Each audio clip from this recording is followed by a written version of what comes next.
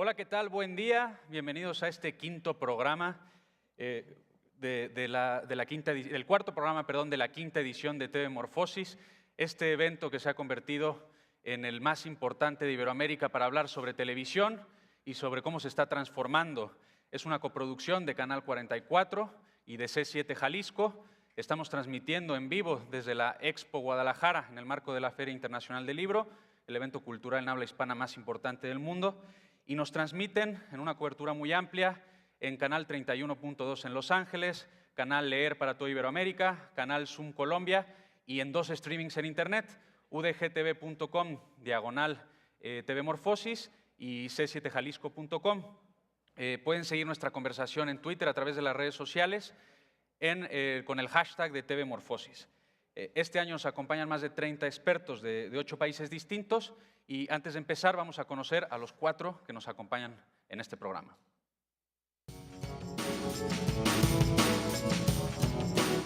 Alexandra Falla, comunicadora social de la Universidad Externado de Colombia, con especialización en propiedad intelectual y derechos de autor. Alexandra Falla tiene además una maestría en Ciencias Políticas por la Pontificia Universidad Javeriana.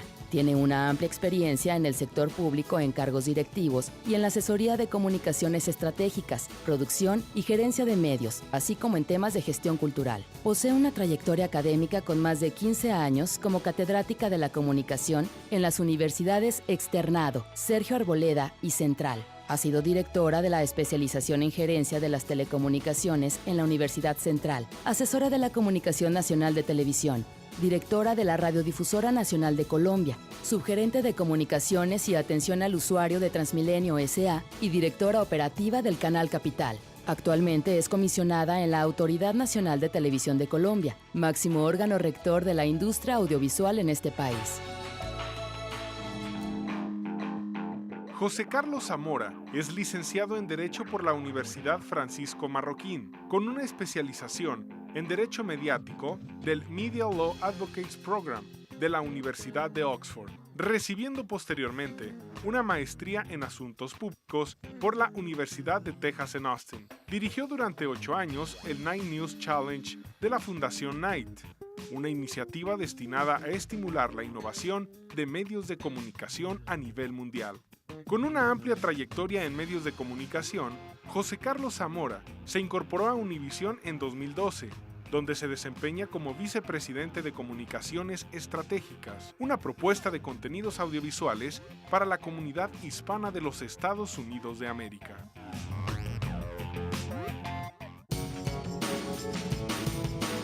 César Coletti estudió producción integral de televisión en medios audiovisuales y posteriormente montó una pequeña productora en su natal Argentina, cuando la televisión por cable se encontraba aún en desarrollo. Esto le permitió sumergirse en distintas áreas del proyecto, hasta que encontró el sitio donde se podía desenvolver con mayor soltura, el marketing televisivo, con el cual hizo de la creatividad una forma de vida. Actualmente es director de marketing en The History Channel Latin America en Estados Unidos.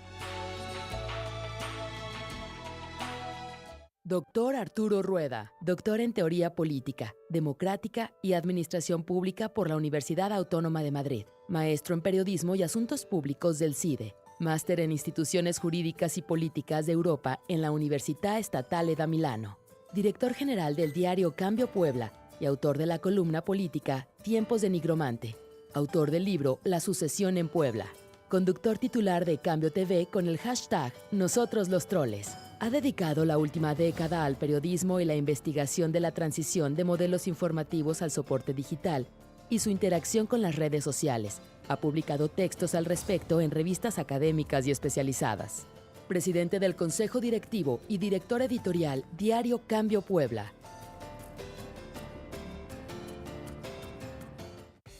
Guillermo Ortega Rancé. Nacido en una familia de periodistas, Guillermo Ortega Rancé estudió Ingeniería en Tecnologías de la Información y Telecomunicaciones, en una búsqueda por entender y estar a la vanguardia de las tendencias que están transformando los medios de comunicación. Cuenta además con una maestría en Administración de Empresas por el Instituto de Empresas en Madrid. Profesionalmente se ha dedicado al diseño de nuevos modelos de trabajo colaborativo, de relación, de gestión de talento y de marketing, basados en dinámicas de redes sociales. Guillermo Ortega Rancé se considera a sí mismo un periodista ciudadano. Guillermo Ortega Rancé ha sido corresponsal para distintos medios en radio y televisión. Colabora ocasionalmente en el periódico La Crónica de Hoy de la Ciudad de México y en blogs de negocios como CNN Expansión. Los últimos 6 años ha asesorado a gobiernos y grandes empresas de España, México y Chile sobre temas de innovación y competitividad.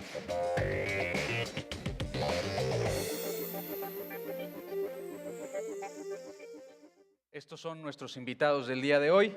Hemos hablado en los primeros 3 programas sobre cómo se ha transformado la dinámica del consumo de los medios audiovisuales, de los contenidos audiovisuales, y esto nos ha hecho redefinir a qué nos referimos con las audiencias, ampliar su definición, ampliar o cambiar las maneras en que las medimos, en que identificamos dónde están, y también pues, a ver a dónde van, ¿no? O sea, a qué fuentes están yendo a consumir estos contenidos. Pues todo esto ha hecho que el contenido propiamente cambie.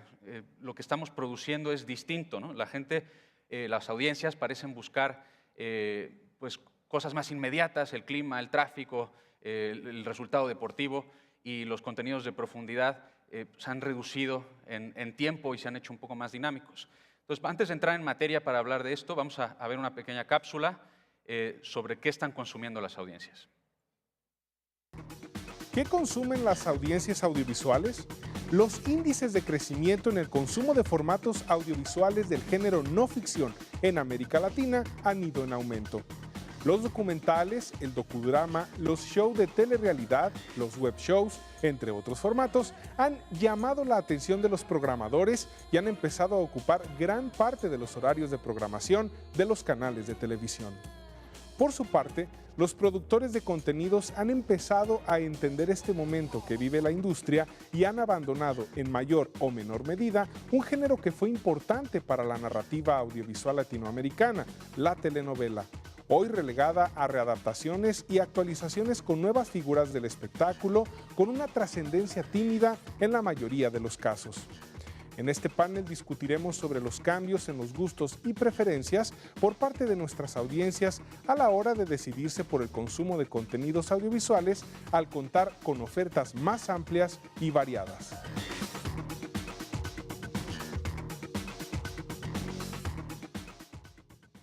Esta es nuestra temática de este programa. Para los que se están sintonizando ahora mismo, estamos en el 4º programa de 10 que va a haber en la 5ª edición de TV Morfosis, que están consumiendo las audiencias.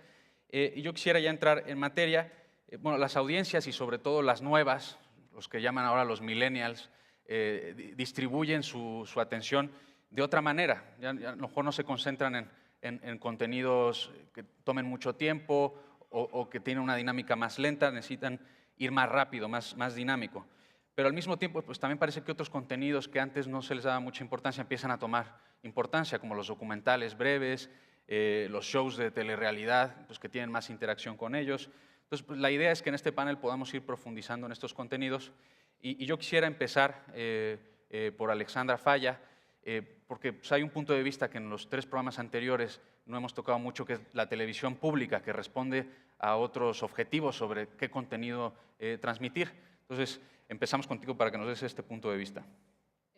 Bueno, yo arrancaría además por hacer una diferenciación de la perspectiva de las audiencias. Creo que hemos visto desde diferentes escenarios el concepto y la búsqueda por tratar de definir las audiencias, y me parece que todas son válidas porque, por supuesto, responden a intereses diferentes. Es decir, una cosa es definir las audiencias desde la perspectiva de quien las mide, que pues hemos visto en el programa anterior el caso de Nielsen, tenemos el caso de Ibope, y digamos desde esa orilla las audiencias tienen unas caracterizaciones, se busca una cuantificación, están entrando, como lo han mencionado, en el tema cualitativo, porque pretenden ir más allá para la búsqueda de cuál es la expectativa de esa audiencia. Tenemos también, por supuesto, que si miramos las audiencias desde la perspectiva de los canales, hay un tema de industria que no podemos olvidar y que obviamente lo que pretende es poder medir esas expectativas para responder desde el canal a las expectativas de esa audiencia y tener mayor audiencia. Eso es indiscutible. Pero creo que hay una vertiente que hemos olvidado que tiene que ver con el tema de las audiencias desde la perspectiva del regulador de televisión o desde la perspectiva del regulador de contenidos audiovisuales. Y me refiero al tema de contenidos audiovisuales porque quizás hay algunos países en donde ya han ido desdibujándose tanto desde la perspectiva regulatoria esas diferencias entre televisión, cine, internet, que encontramos reguladores de contenidos audiovisuales. Y por eso quiero como resaltar y llamar la atención sobre esa mirada de las audiencias desde el regulador. Y comparto con el profesor Walton que evidentemente desde el regulador hay que pensar en esas audiencias como un usuario de un servicio público. En el caso de Colombia, la televisión es un servicio público y quienes hemos denominado audiencias son realmente usuarios de un servicio de televisión, y en ese sentido tienen además unas garantías y unos derechos constitucionales por los cuales el ente regulador debe propender, debe defender, y en ese sentido verlo no solamente como un número, que es válido desde otras perspectivas, sino verlo como un ciudadano, y por eso retomé al profesor Walton, verlo como un ciudadano que tiene unas expectativas, pero frente al que el Estado también tiene unas obligaciones en términos de una generación de contenidos diferentes y alternativos al de la televisión comercial, y entraríamos entonces un poco de manera introductoria a hablar de qué se propone para las audiencias también desde la televisión pública. Y allí hay una posición muy distinta que la que tenemos desde la televisión comercial, porque entiendo, por supuesto, porque también al organismo regulador le corresponde velar porque la industria sea sana en términos de mercado.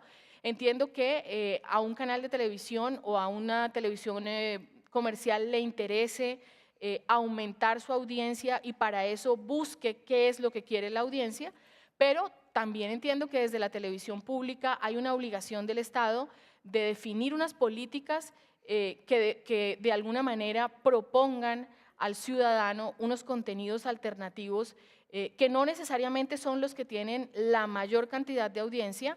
Y hago la aclaración de que la televisión pública y privada está hecha para ser vista, sin lugar a dudas, pero que la televisión pública tiene con la audiencia una obligación adicional y es ver a la audiencia, entre comillas, desde una perspectiva distinta, desde una perspectiva que el profesor Walton mencionaba ayer, creo muy acertada, desde una perspectiva de público, y en ese sentido creo que la propuesta es diferente. Y quería hacer esta salvedad porque creo que hemos visto la audiencia más desde la perspectiva comercial, más desde la perspectiva de la convergencia. Por supuesto, la televisión pública no puede sustraerse del ámbito de la convergencia y tendrá que proponer unos contenidos diferenciales teniendo en cuenta todo el peso que hoy tiene Internet, todo el peso que hoy tienen las redes sociales. Y para el caso específico plantearía que en Colombia ha habido un aumento exponencial de eso que llamamos conectividad. Ha habido una gran preocupación desde el gobierno nacional por trabajarle al tema de la conectividad. Y mencionaría además que en un estudio reciente de la Universidad de La Sabana se plantea que la conectividad se ha vuelto casi una obsesión para los jóvenes.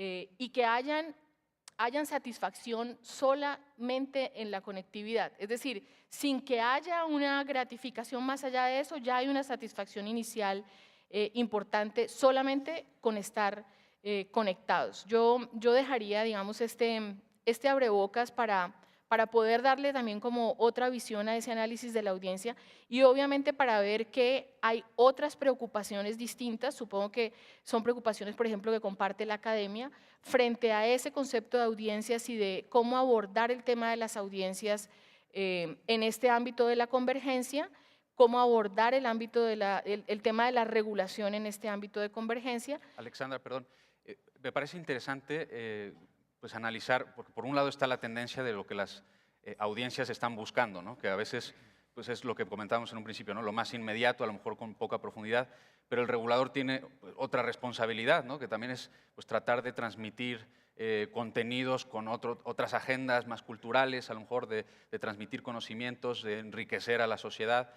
¿Cómo conciliar desde el punto de vista del regulador esas dos visiones, ¿no? Lo que está pidiendo lo que están pidiendo las audiencias y lo que desde el regulador se piensa que debería estarse transmitiendo? Pues yo creo que Colombia está en términos de televisión pública viviendo un momento coyuntural importante en donde estamos caminando hacia demostrar que eso es conciliable, lo cual creo que ya han demostrado otras televisiones públicas del mundo. Si uno hace un análisis de audiencias en términos cuantitativos, de la audiencia que puede tener la televisión española o de la audiencia que puede tener la BBC de Londres, se da cuenta que además de un tema cualitativo que tiene que ver con los valores culturales de un país, de una nación y con todo lo que tiene que ver con información de carácter y de interés público, pues se da cuenta que lo uno no necesariamente riñe con lo otro. Quizás en América Latina hemos tenido la tendencia a pensar que la televisión pública per se es aburrida, es ladrilluda y que no tiene mucha audiencia, pero que toca hacerla. Creo que necesariamente tenemos que caminar hacia modelos que ya existen y han sido exitosos, por supuesto con unas características distintas, pero me parece que Colombia en términos de televisión pública vive un buen momento. En el caso de Colombia específicamente, encontramos, por ejemplo, que la televisión privada ha dejado muy de lado el público infantil y que en ese sentido la televisión pública ha venido a llenar un vacío que se está generando desde la televisión comercial, ha trabajado mucho el tema de las audiencias infantiles y allí está teniendo un aumento importante y significativo en términos cuantitativos. Aquí tenemos nuestros otros tres invitados, nos van a poder dar otros ejemplos de cómo está evolucionando el contenido. Quiero recordar primero a los que nos están siguiendo a través de la transmisión y a los que están aquí, pues que interactúen con nosotros, los invitamos a interactuar con nosotros en el Twitter. Si alguno de ustedes tiene una cuenta de Twitter ahora en su intervención, compártanla para que también puedan interpelarlos directamente. Y bueno, pasamos con José Carlos, que yo creo que tiene una visión también interesante de la Fundación Knight como organización innovadora de los contenidos y en Univisión, por supuesto, ¿no? Bueno, mi nombre en Twitter es @JCZamora.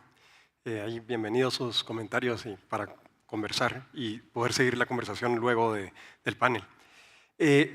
Antes de entrar a los puntos que quería tocar, quiero seguir con lo que estaba diciendo Alexandra de cómo conciliar ese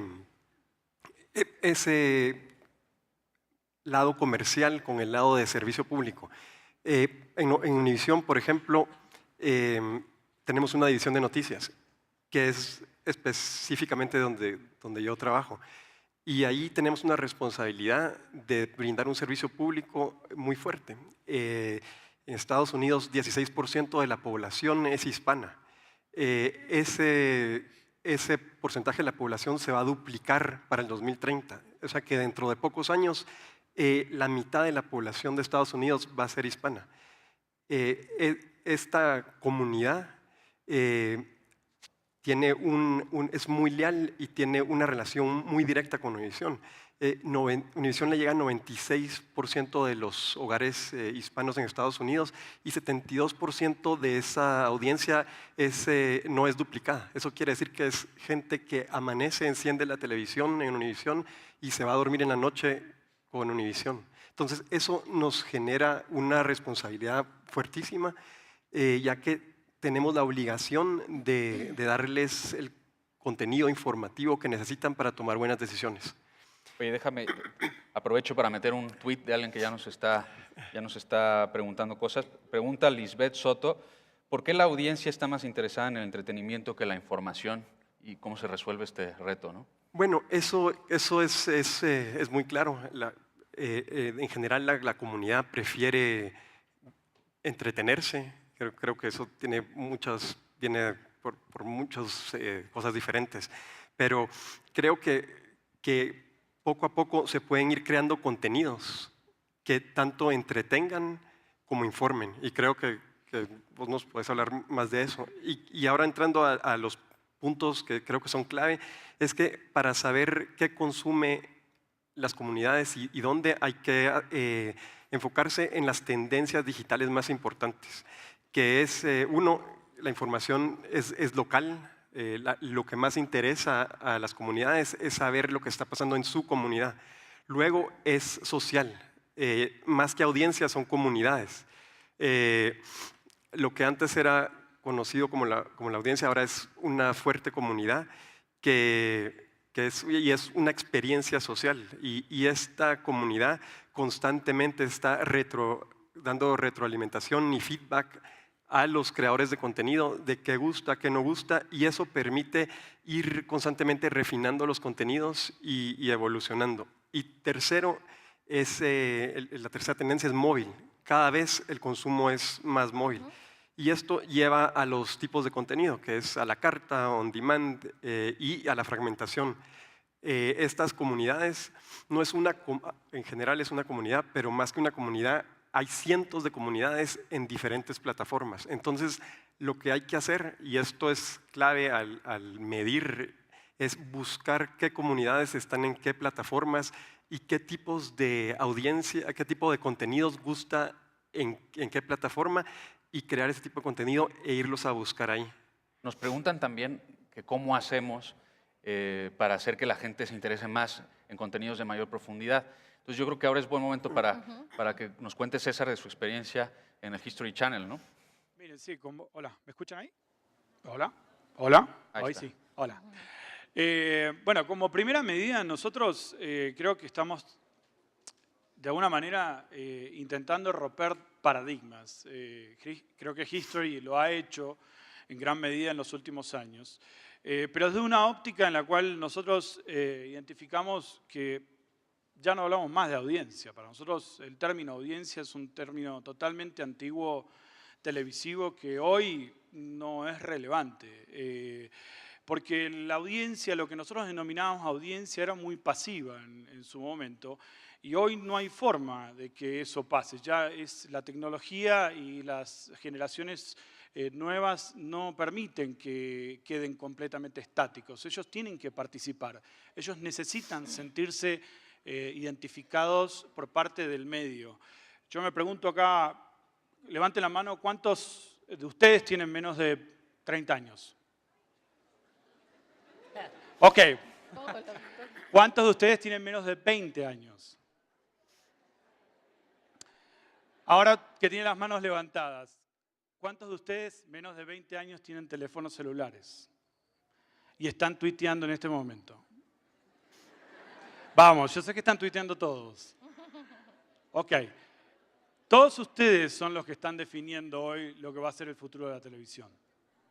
Nosotros simplemente estamos entregando lo que ustedes están buscando. Y hay algo que es muy importante en todo esto que tiene que ver con una clave que ha sido desde el inicio de la televisión y que es fundamental. Entretenimiento. Si la televisión no entretiene, no cumple ninguna otra función que le sigue, que le podría llegar a continuar, como ha sido con el caso de History. si History no cumple con su premisa fundamental, que es entretenimiento, muy difícilmente nosotros vamos a poder cumplir con una segunda o una tercera premisa que podría llegar a ser algo de educación, algo de cultura, algún elemento que les quede a ustedes como para compartir, que en definitiva es eso de lo que se trata. Nosotros los seres humanos estamos absorbiendo información todo el tiempo, no simplemente por absorberla, sino por el simple hecho de que nos gusta compartirla.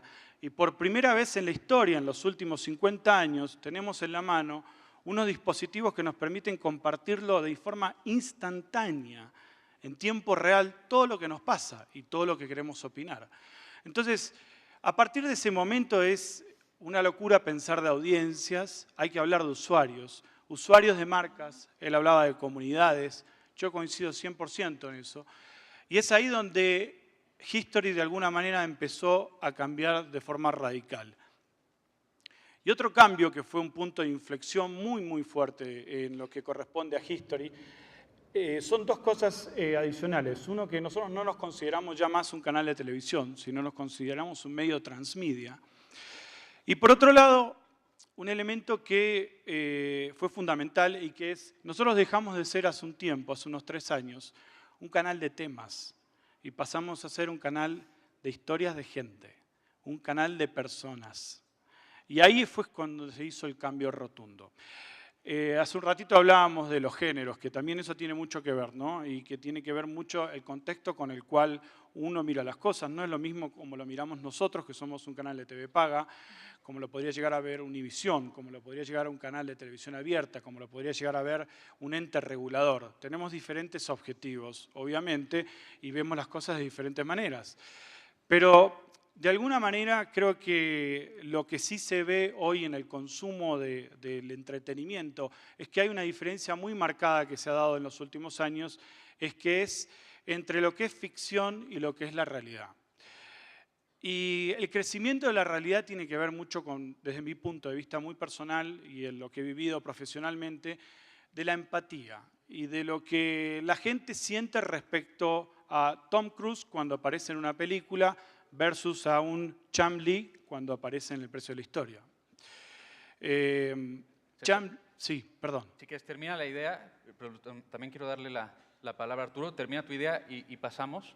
Perfecto. El punto es, la diferencia está en que hay muchos más puntos de conexión y de acuerdo y de relación entre una persona común y corriente, o como podría llegar a ser la camionera de Rutas del Hielo de Lisa Kelly que tenemos nosotros, versus un personaje artístico, telenovélico, que está ahí en una pantalla que sabemos que es ficción y que no es verdad. Entonces, no hay tanta empatía en algunos casos y por eso la televisión real se ha transformado realmente en ese éxito, porque hay mucha más cercanía. El personaje habla mucho más como hablo yo. El personaje tiene intereses muy comunes a los míos. Es un ser humano real, digamos, no está actuando. Y cuando hablamos de que no está actuando, es ahí donde empieza a generar esa diferencia, ¿no?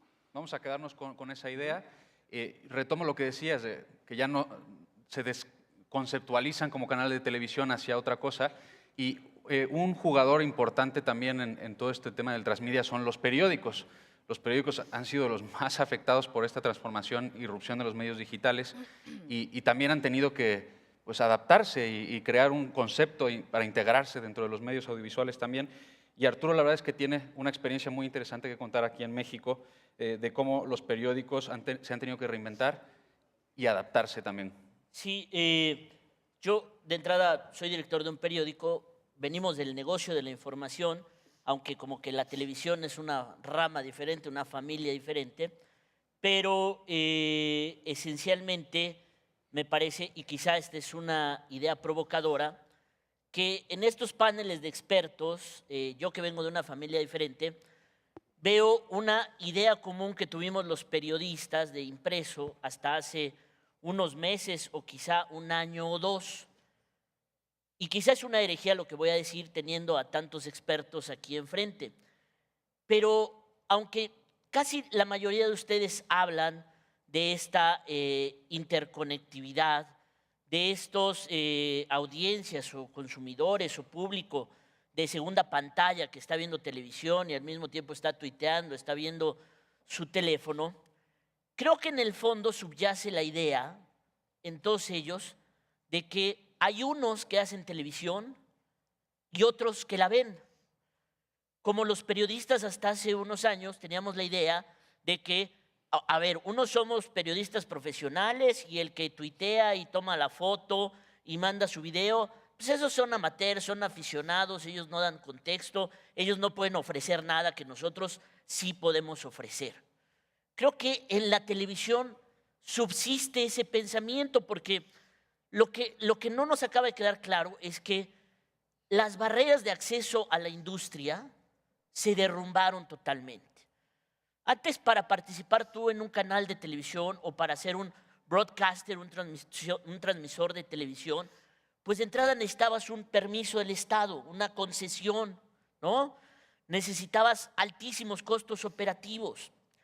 Pero el sueño de estos jóvenes y de nosotros ya no es ser el gran transmisor de noticias estilo López Dóriga, el anchorman de las noches.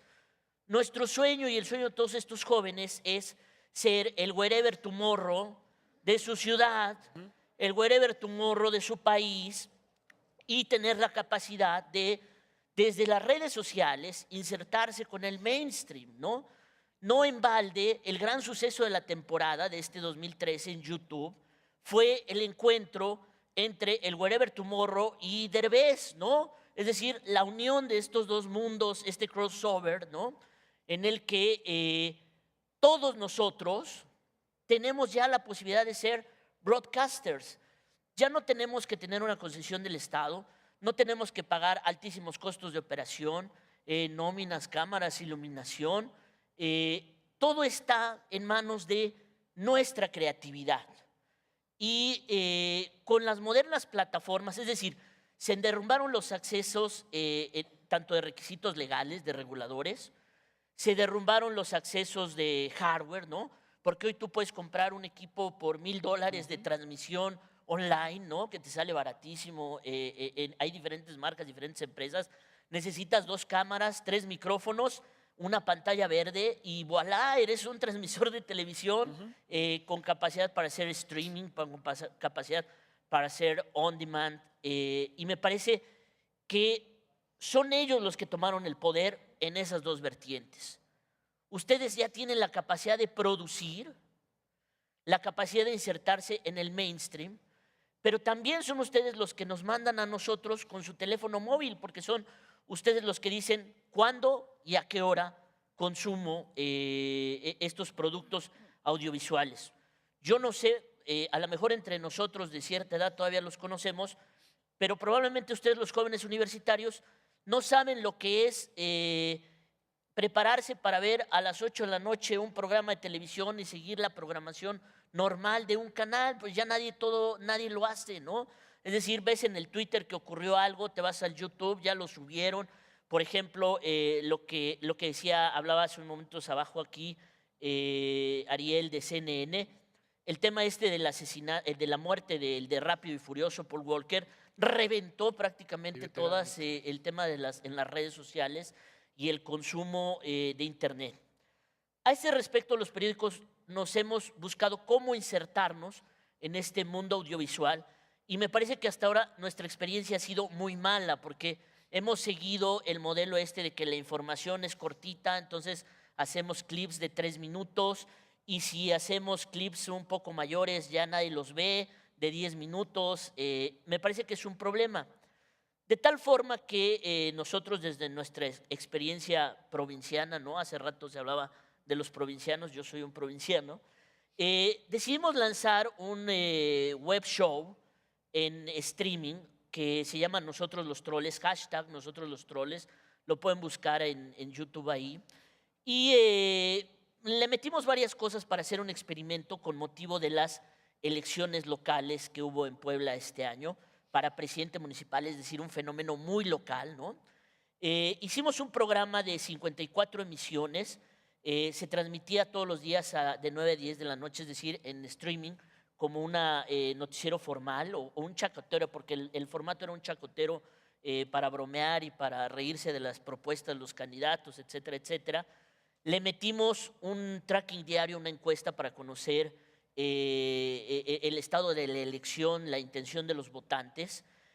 Llamamos otros 2 periodistas de otras 2 casas editoriales, esta especie de crossovers que se hace ahora, ¿no? En el mundo de los cómics, ¿no?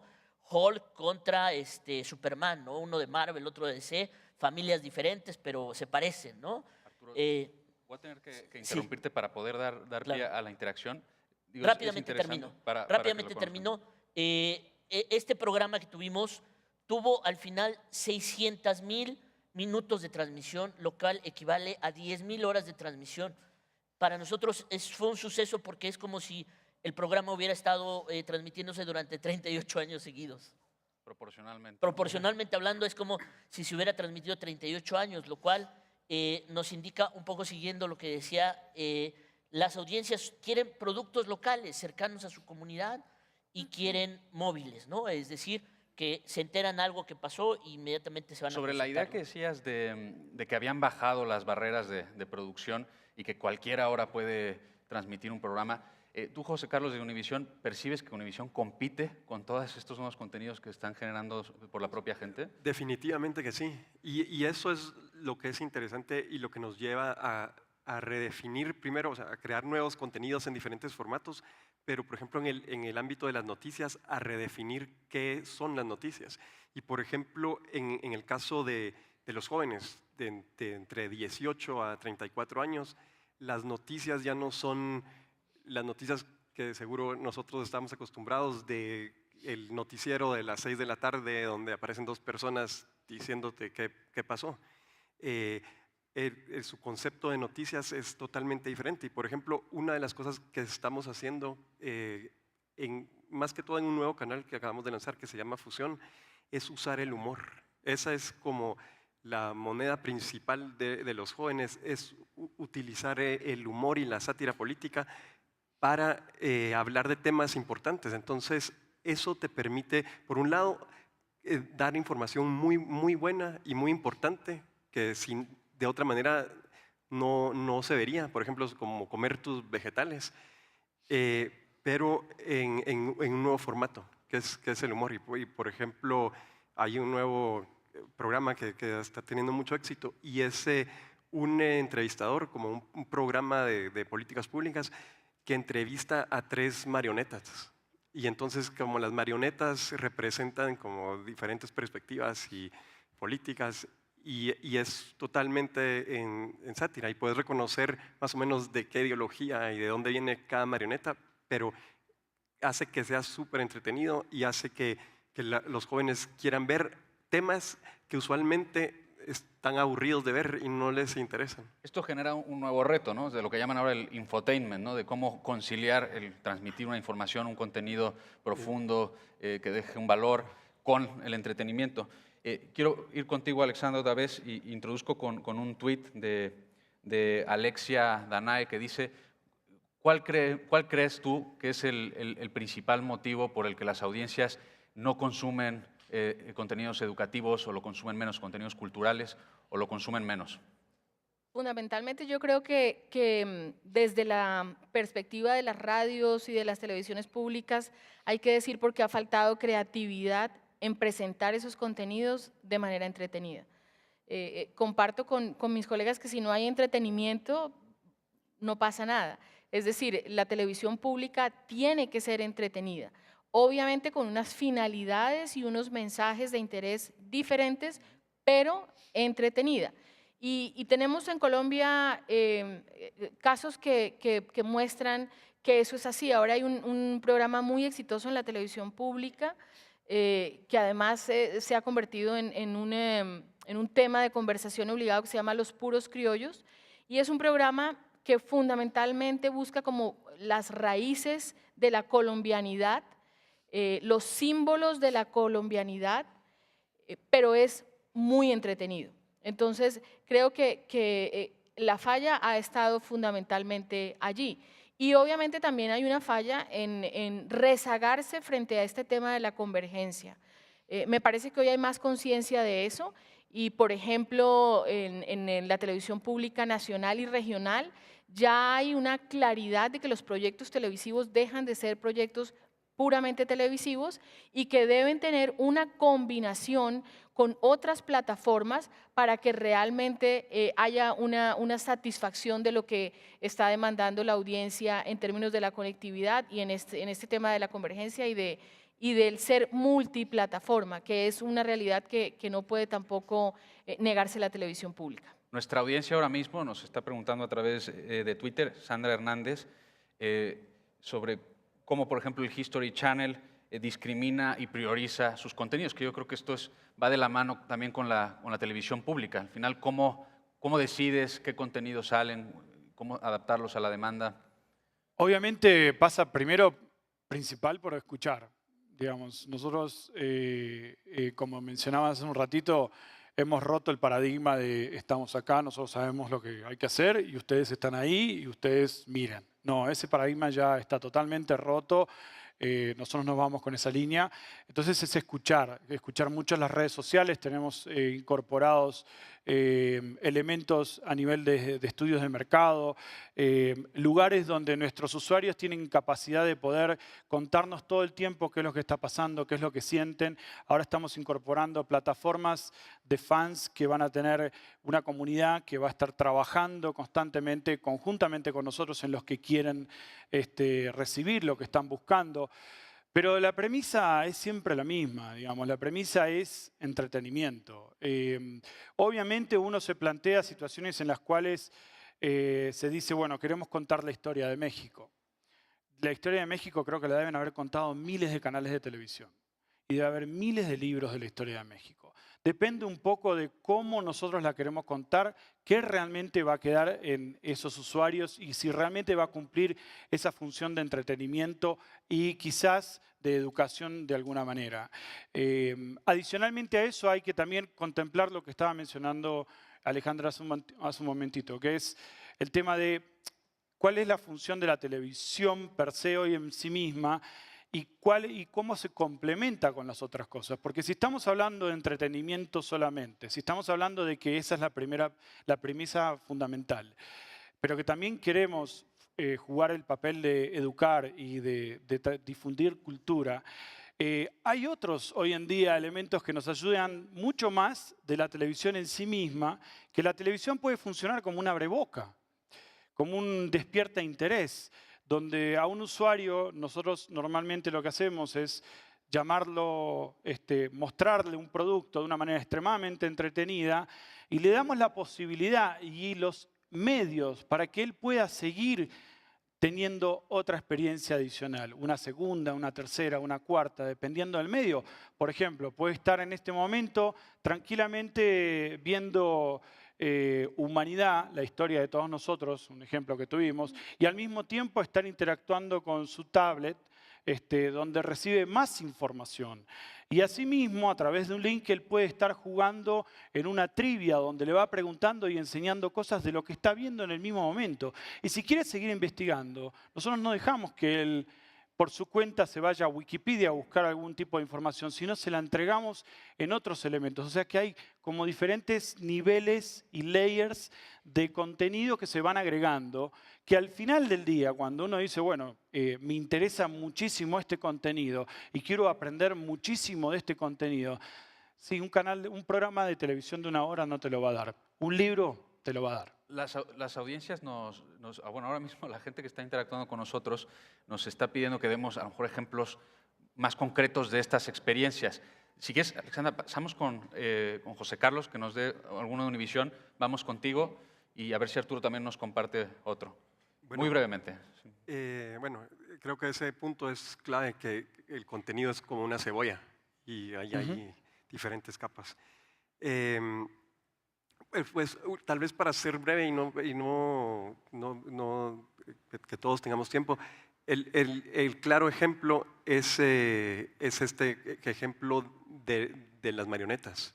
Ese es uno, y luego estamos haciendo documentales de temas de interés para nuestra comunidad y están siendo súper exitosos. Y hacemos eso de las diferentes capas. Por ejemplo, está lo que transmitimos en televisión, pero si querés más, hay en digital, y si te interesa como algo más compacto, puedes ver en Twitter y hay especiales digitales y hay videos y entonces te vuelves totalmente multiplataforma y le llegas a diferentes comunidades en las plataformas en las que están, como decía al principio. Ok, Alexandra, tú querías compartir un estaba ejemplo. pensando en un ejemplo reciente en Colombia que tiene que ver con la serie Escobar, el patrón del mal, que no sé si ha sido transmitida en México, pero creo que, por ejemplo, generaciones de colombianos no habían vivido la historia de Pablo Escobar. Y obviamente a raíz del éxito de la serie, lo que uno veía era a los jóvenes que no habían vivido esa historia buscando en Google, buscando en Wikipedia quién era Pablo Escobar y enterándose más de la historia alrededor de Pablo Escobar, que evidentemente pues tiene que ver con todo un problema de narcotráfico en el país y que ya cuando uno se remite a la literatura sobre Pablo Escobar, porque también hay muchos textos sobre Pablo Escobar, volvieron a venderse muchísimos libros que no se habían vendido sobre el tema de Pablo Escobar, el tema en redes además frente a si se debía o no debían los anunciantes pautar en la serie de Pablo Escobar, si se debía o no se debía ver la serie de Pablo Escobar, si era una apología al delito o no, muestra primero pues el hecho de que evidentemente a través de la televisión se puede incentivar otro tipo de conocimientos con más profundidad sobre la historia nacional, una triste historia pero real, muestra además la complementariedad de los medios de comunicación y en ese sentido comparto con algunos de los panelistas en los programas anteriores el que es muy difícil que los medios desaparezcan, pero sí se transforman.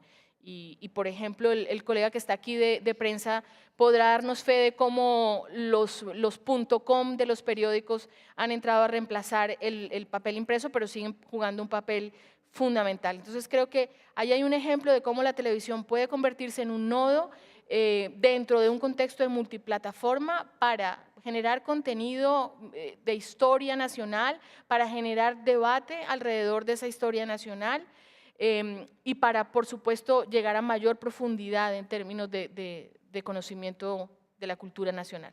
Perfecto. Bueno, nos acercamos ya hacia la parte en que tenemos que concluir, tenemos poco tiempo, entonces vamos a tratar de hacer conclusiones en plan tweet, 140 caracteres casi, digo, más o menos. Pero antes quisiera hacer un ejercicio también con la gente que nos está viendo y la que está aquí presente, para después, si nos da tiempo al final mencionamos algunas cosas, ¿qué consideran que es un contenido que es al mismo tiempo entretenido y que informe, que eduque? Si nos van compartiendo cuáles son su idea de esto, luego al final podemos dar algunos ejemplos. Entonces empezamos con las conclusiones muy breve, que tenemos poco tiempo. Empezamos contigo, Arturo. Yo pondré el acento en que además de que la era esta en la que todos somos periodistas y todos somos broadcasters, nos provoca una saturación cognitiva. Tenemos por una parte periódico, tenemos periódico digital, radio online, televisión online, radio normal, televisión normal, 500 canales de televisión, tenemos WhatsApp, tenemos BBPin, tenemos Spotify, tenemos Facebook, tenemos Twitter. Es decir, llegamos al supermercado y vemos 600 marcas de pasta de dientes, ¿no? ¿Cómo elegimos una marca de pasta de dientes, ¿no? A partir de esta super experiencia hoy que vivimos en consumo y en llegada de medios. Yo sí creo, comparto la idea en común. Si no les das entretenimiento a los jóvenes, olvídate, estás fuera de la pantalla, del ordenador, del móvil, del online y del real, ¿no? Es decir, programa que no entretiene está muerto. Ya en el entretenimiento puedes buscar formatos para darles otras cosas, puedes darles historia, comprensión, educación, política, noticias. Y yo creo que hay dos tendencias máximas en este momento. El on-demand y el streaming me parece que son las tendencias base, ¿no? Es decir, la gente tiene 5 minutos y se pone a ver algo, ellos deciden cómo y cuándo, ¿no? Con el teléfono móvil, y eso es lo que fundamentalmente creo que está cambiando nuestro paradigma. Muchas gracias, Arturo. José Carlos, nos vamos con tu conclusión ágil, 140 caracteres casi. Bueno, yo creo que lo importante es que hay diferentes comunidades en diferentes plataformas y que hay que ver qué buscan esas comunidades, qué tipo de contenido buscan en esas plataformas. Cada vez hay más personas usando móvil y eso redefine todo lo que se hace. Entonces, lo que hay que buscar es que, por lo general, en Twitter, por ejemplo, buscas y encontrás breaking news. Nunca un medio de los grandes puede competir con la agilidad de Twitter para hacer breaking news. Pero entonces, lo que tienes que buscar es cómo crear contenidos que den contexto, que curen la información y que te permitan ir más allá según tu interés. Que puedas ir como a la primera capa o ir a lo más profundo. Perfecto. Les recuerdo, cuando hice la pregunta al principio, a sus respuestas pónganles el hashtag de TV Morfosis para que podamos recibirlas aquí. César, tu conclusión. 140 Cortita. caracteres. Lo más cortita posible. Ok, hashtag entretenimiento, hashtag dame algo que realmente sea relevante, hashtag no me hagas perder el tiempo y dámelo conciso. Digamos, desde el punto de vista de quiero participar, no soy indiferente, existo y eso creo que es lo que hoy está demandando la audiencia. Perdón, los usuarios, digamos que ahí he acostumbrado con mis 40 años, los usuarios están demandando eso y esto es recién la punta del iceberg, lo que estamos viendo. Imagínense qué va a pasar con lo que nosotros denominamos televisión hoy en día con un Google Glass, o sea, ¿cómo vamos a manejar eso? Entonces, me parece que lo que hay que hacer un poco desde el punto de vista de programadores es relajarnos más, escuchar mucho, prestar mucha atención, innovar, hashtag innovar. Eso es lo que hay que hacer, básicamente es eso. Gracias, César. Seguimos contigo, Alexandra. Pues yo diría que hay varias conclusiones de este coloquio que hemos tenido. Una, la necesidad de mirar esas audiencias desde perspectivas diferentes y no olvidar una perspectiva que es fundamental y es la audiencia usuario ciudadano con derechos también que deben garantizarse desde el Estado. Dos, me parece que es vital entender que la convergencia no implica una competencia entre los distintos medios, sino una complementariedad entre los mismos. Y tres, que evidentemente desde los organismos reguladores hay una necesidad de repensar esas políticas regulatorias frente al tema de contenido, porque obviamente la tecnología impone unos retos y unas dificultades regulatorias que creo que hoy para todos son evidentes y en ese sentido los organismos de regulación lo que tenemos que hacer es replantear un poco nuestra función en materia de regulación de contenidos y pensar más desde la perspectiva de la audiencia activa, proactiva y crítica para que haya una, digamos, mejor recepción y una mejor interacción con cada uno de estos medios de comunicación. Muchas gracias. Bueno, estábamos viendo en la pregunta que hicimos, bueno, la gente responde sobre todo series, bueno, lo que se espera, ¿no? O sea, ¿qué puede ser educativo y entretenido al mismo tiempo? Pues series, complemento con aplicaciones, mencionan pues también complementarlo entre distintos medios. Te puedo dar un ejemplo concreto, digamos, cosas que están pasando y que están rompiendo el paradigma. La serie que produjo History, que se emitió en los Estados Unidos a principio de año, se llama La Biblia. Y la Biblia tiene la premisa fundamental de entretenimiento, no más que eso. Pero está presentado de una manera totalmente diferente, totalmente dramatizada. No hay locución en off, no hay eruditos de historia, no hay personajes ficticios desde el punto de vista de que no existen en la historia real de lo que fue, pero sí un dinamismo extraordinario y unos niveles de producción ficcionados de alguna manera bajo ese formato. La Biblia estuvo a los niveles de audiencia del Super Bowl en los Estados Unidos. para que te des una idea. O sea que sí se puede conseguir. Nos quedamos con esa idea de que al final innovar en contenido no tiene que ser algo nuevo, sino a lo mejor presentar el contenido que ya tenemos de siempre, que es algo que en History Channel es muy evidente, de otra manera, de una manera innovadora. Bueno, se nos está terminando, ya se nos terminó el tiempo, entonces vamos a despedirnos ya. Esto es una transmisión, repito la cobertura, nos estamos viendo canal 31.2 en Los Ángeles, nos estamos viendo en el canal Leer a toda Iberoamérica, en el canal Zoom en Colombia, 2 streamings en internet, el de udgtv.com/tvmorfosis y c7jalisco.com.